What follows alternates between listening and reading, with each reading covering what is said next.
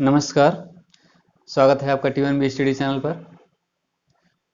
हम लोगों ने पिछले वीडियो में एक टॉपिक भारत के राज्य, केंद्र शासित प्रदेश एवं उनके पर्यटन स्थल के बारे में अध्ययन किया। आज हम लोग एक नया टॉपिक देखते हैं। आज का टॉपिक भारतीय संसद, राज्यसभा, लोकसभा और विधान परिषद होने वाला है। सबसे पहले हम लोग संसद के बारे में जिक्र करते हैं, भारतीय संसद के बारे में जिक्र करते हैं। उसके बाद राज्यसभा और लोकसभा के बारे में अध्ययन किया जाएगा। ओके, सबसे पहले भारत की संसद 3 चीजों से मिलकर बनती है। भारत के राष्ट्रपति, लोकसभा और राज्यसभा। भारत की संसद भारत के राष्ट्रपति, लोकसभा और राज्यसभा से मिलकर बनती है। ओके, भारत की संसद का जिक्र अनुच्छेद 79 में है। भारत की संसद का जिक्र अनुच्छेद 79 में है। भारत के राष्ट्रपति का जिक्र अनुच्छेद 52 में है। भारत के राज्यसभा का जिक्र अनुच्छेद 80 में है, 80 में। और लोकसभा के बारे में अनुच्छेद 81 में बताया गया है। ओके, भारतीय संसद के जो आर्किटेक्ट थे, जिन्होंने भारतीय संसद को बनाया था, वो सर एडविन लुटियंस और सर हेवर्ड ब्रेकर थे। ओके, भारतीय संसद गोलाकार है। जैसा कि आप सभी लोग जानते होंगे कि भारत की एक नई संसद का निर्माण किया जा रहा है टाटा के कंपनी के द्वारा, और वो पेंटागन में होने वाली है, यानी 5 भुजाओं में बनने वाली है। ठीक, अभी जो वर्तमान संसद है उसी के जस्ट बगल में एक नई संसद का निर्माण हो रहा है। ओके, अब हम लोग राज्यसभा के बारे में देखते हैं।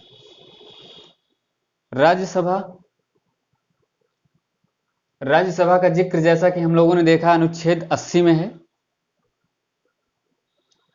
राज्यसभा को उच्च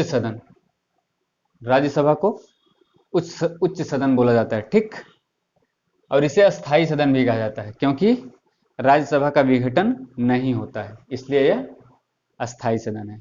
ओके, अब राज्यसभा के बारे में कुछ फैक्ट्स देख लेते हैं हम लोग। राज्यसभा का कार्यकाल 6 वर्षों का होता है। राज्यसभा का कार्यकाल 6 वर्षों का होता है।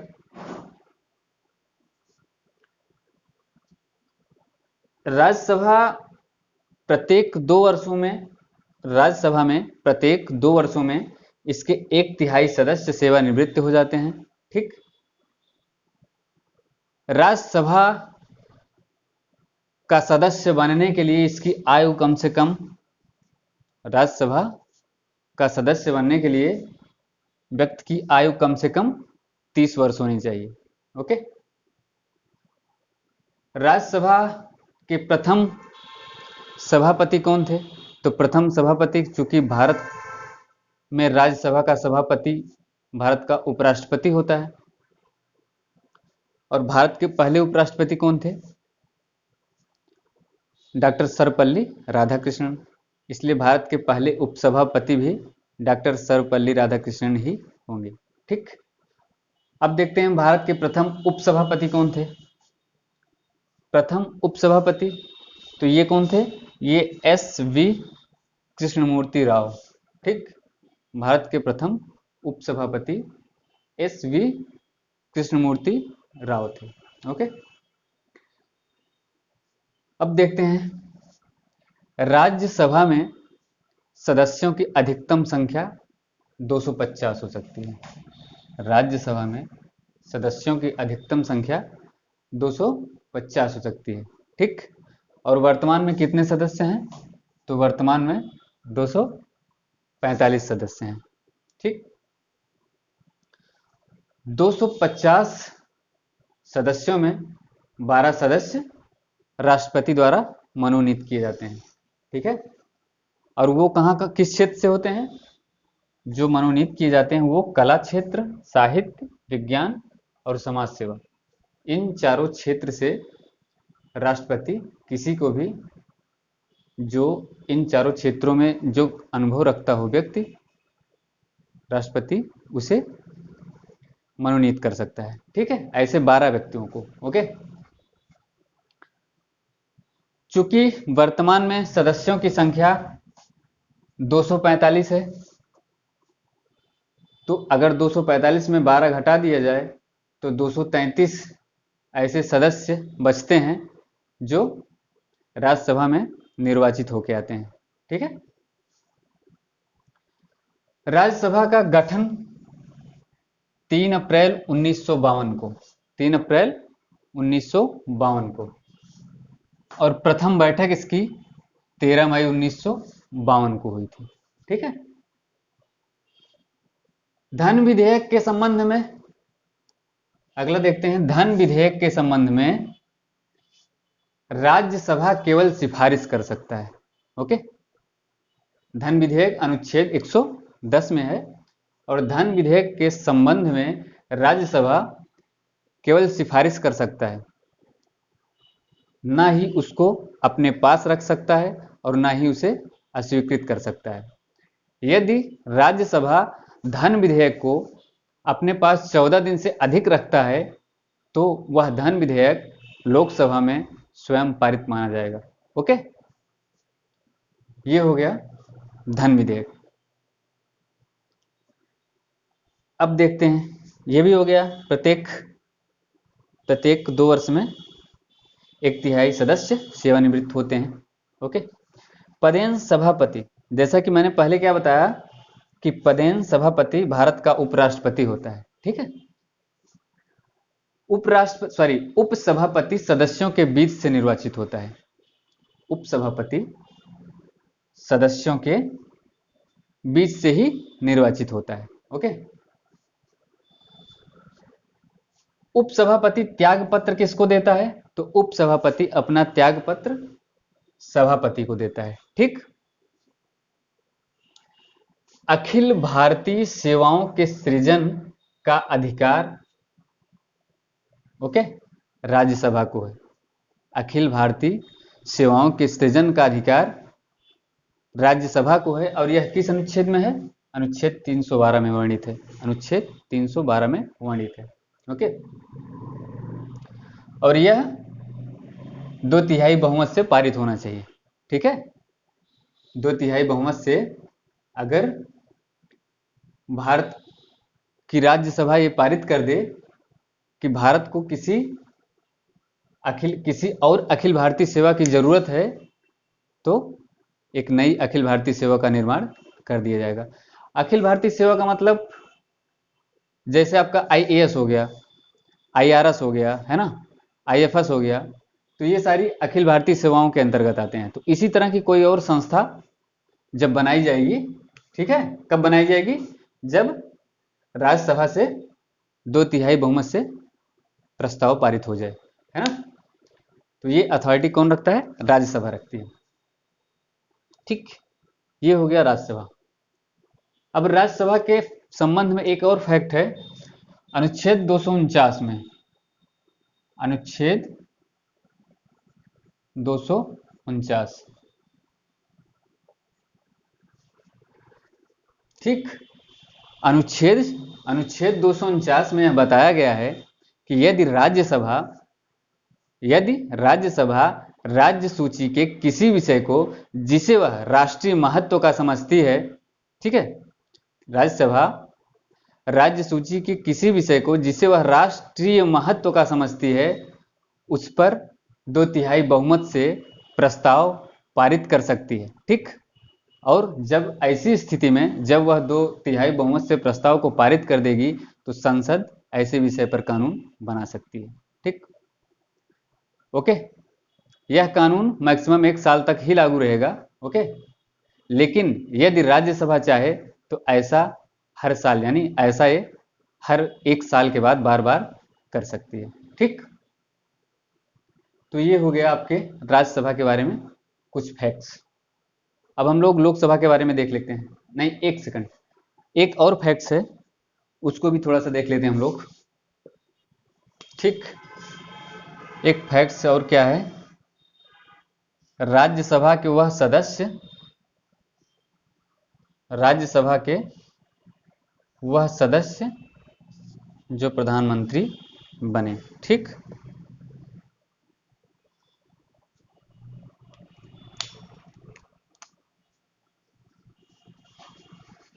राज्यसभा के सदस्य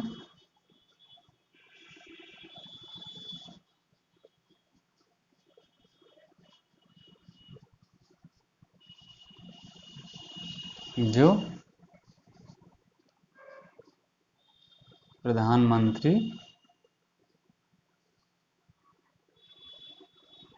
बने, है ना, राज्यसभा के सदस्य जो प्रधानमंत्री बने। तो ऐसे 4 व्यक्ति हैं जो राज्यसभा से नामित थे और वो प्रधानमंत्री बने। उसमें उनमें सबसे पहले इंदिरा गांधी हैं, इंदिरा गांधी, है ना, इंदिरा गांधी। दूसरे हैं H D Deve Gowda, H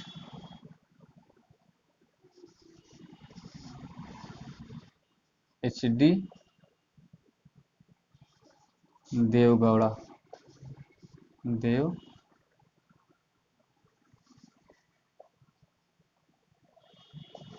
Gowda. ठीक, और तीसरे कौन है, आई के गुजराल, इंद्र कुमार गुजराल, आई के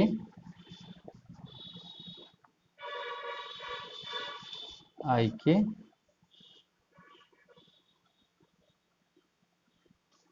गुजराल। ठीक, आई के गुजराल, इंदिरा गांधी, एच डी देवगौड़ा, आई के गुजराल, और चौथे हैं डॉक्टर मनमोहन सिंह, डॉक्टर मनमोहन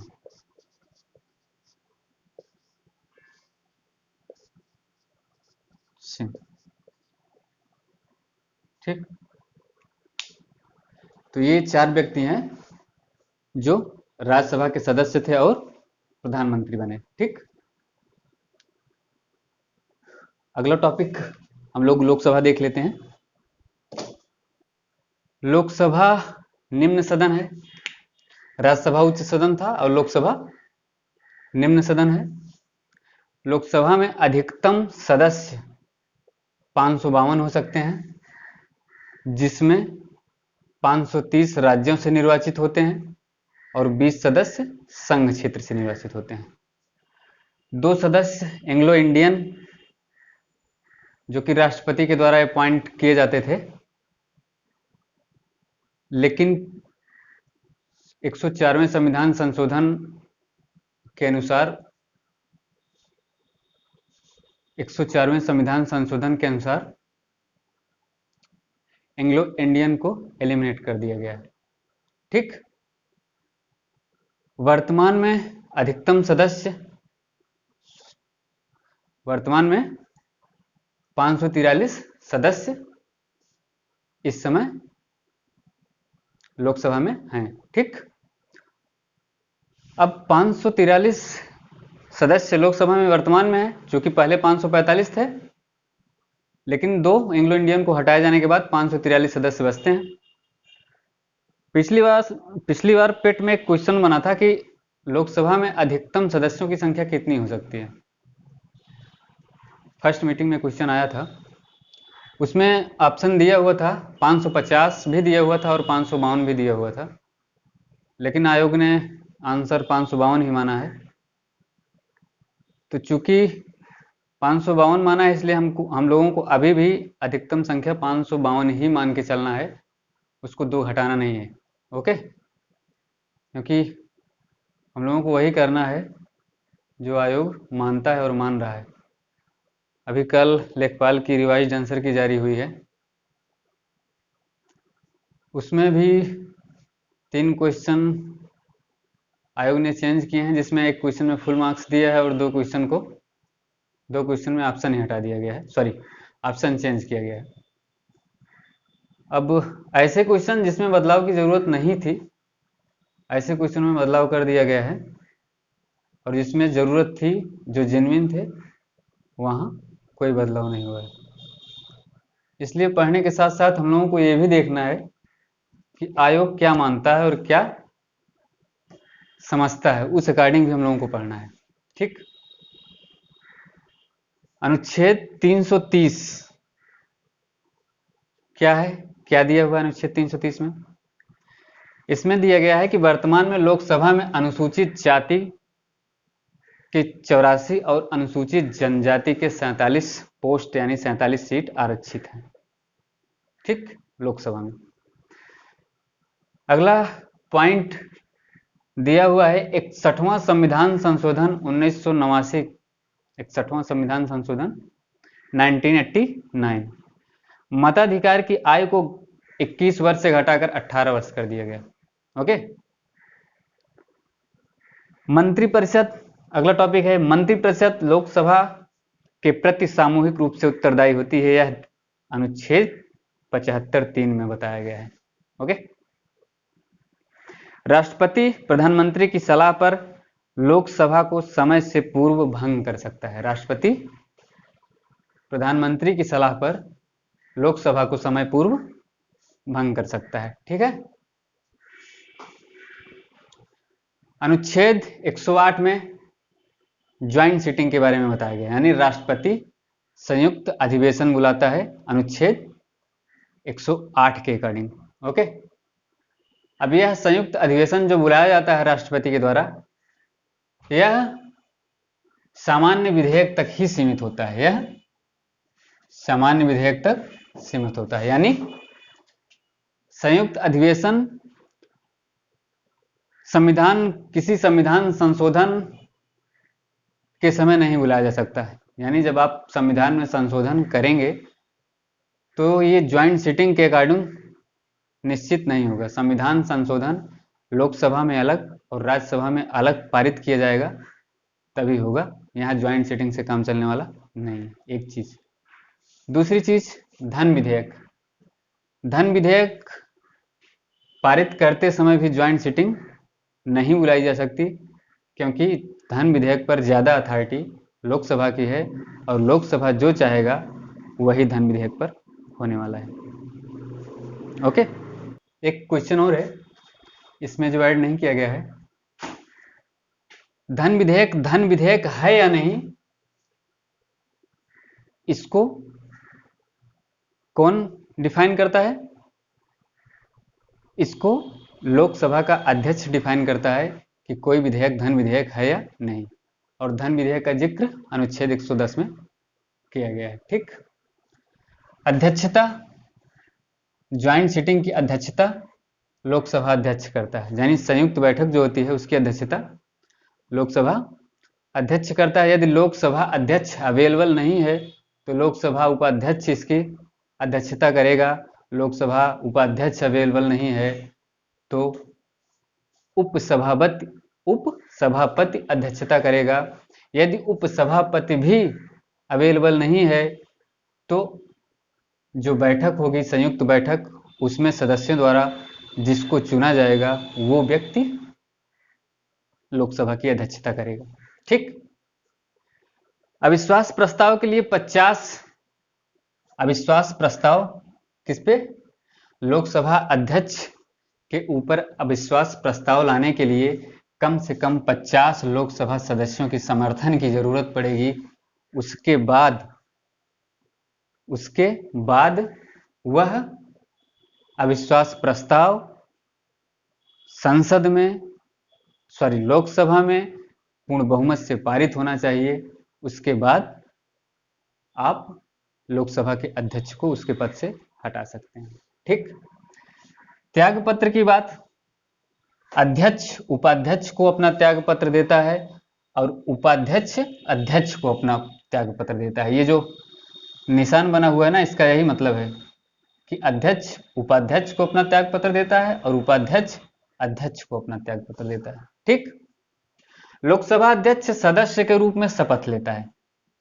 लोकसभा अध्यक्ष सदस्य के रूप में शपथ लेता है। आप लोकसभा अध्यक्ष का जिक्र कभी अध्यक्ष के रूप में शपथ लेते हुए नहीं पाएंगे। ठीक, क्योंकि संविधान में ऐसा कोई प्रावधान नहीं है। लोकसभा में साल में कम से कम 2 सत्र बुलाए जाते हैं। लोकसभा में साल में कम से कम 2 सत्र बुलाए जाते हैं। ओके, और एक यानी 2 सत्रों के बीच जो गैप हो सकता है वो 6 महीने से अधिक नहीं हो सकता। यानी एक सत्र अगर आप बुला लिए हैं तो आप 6 महीने के अंदर ही आपको दूसरा सत्र बुलाना होगा, उससे ज़्यादा लेट नहीं किया जा सकता है। लोकसभा राज्यसभा में गणपूर्ति संख्या कुल सदस्य का 1/10 है। ठीक, लोकसभा और राज्यसभा में गणपूर्ति संख्या कुल सदस्य संख्या का 1/10 होता है। यह अनुच्छेद 100 में वर्णित है। ठीक है, अनुच्छेद 100 में वर्णित है। एक क्वेश्चन और भी जानने वाली बात है कि कोई भी पार्टी लोकसभा में विपक्ष का दावा तभी कर सकती है जब वह कम से कम 55 सीट लोकसभा में जीते हों। यानी कम से कम उसके 55 लोकसभा सीटें आनी चाहिए, तभी वह विपक्षी पार्टी होने का दावा कर सकती है। ठीक। प्रथम लोकसभा कार्यकाल 17 अप्रैल 1952 से 4 अप्रैल 1957। ओके। प्रथम लोकसभा अध्यक्ष जीवी मावलंकर थे और वर्तमान में लोकसभा के अध्यक्ष ओम बिरला हैं। वर्तमान में 17वीं लोकसभा अध्यक्ष 17वें लोकसभा अध्यक्ष जो वर्तमान में ओम बिरला जी हैं। ओके। प्रथम लोकसभा के उपाध्यक्ष एम अनंत शयनम अयंगर। ओके, प्रथम लोकसभा के उपाध्यक्ष एम अनंत शयनम अयंगर थे। ठीक है। पहली महिला अध्यक्ष मीरा कुमार, जैसा कि आप लोग जानते होंगे, बहुचर्चित क्वेश्चन है। बिना सूचना दिए यदि कोई सदस्य 60 दिनों से अधिक सदन में अनुपस्थित रहता है तो उसकी सदस्यता सदन के द्वारा निरस्त की जा सकती है। ओके, ठीक। एक क्वेश्चन और इसमें जो एड ऑन नहीं है, 91वां संविधान संशोधन के अनुसार 91वें संविधान संशोधन के अनुसार किसी लोकसभा या किसी भी विधानसभा में मंत्री परिषद की अधिकतम संख्या वहां के टोटल सीटों की 15% हो सकती है। ठीक, किसी भी विधानसभा या लोकसभा में मंत्री परिषद यानी मंत्रियों की संख्या वहां के सीट से 15% से अधिक नहीं हो सकती। और दिल्ली में ये 10% है। ओके, दिल्ली में मंत्रियों की संख्या वहां की सीट से, यानी 70 सीट दिल्ली में है, तो मंत्रियों की संख्या 10% से अधिक नहीं हो सकती। ठीक, ये हो गए आपके कुछ फैक्ट्स लोकसभा के। और अगला टॉपिक विधानसभा और विधान परिषद नेक्स्ट वीडियो में लेकर आएंगे हम। ओके, तब तक के लिए धन्यवाद।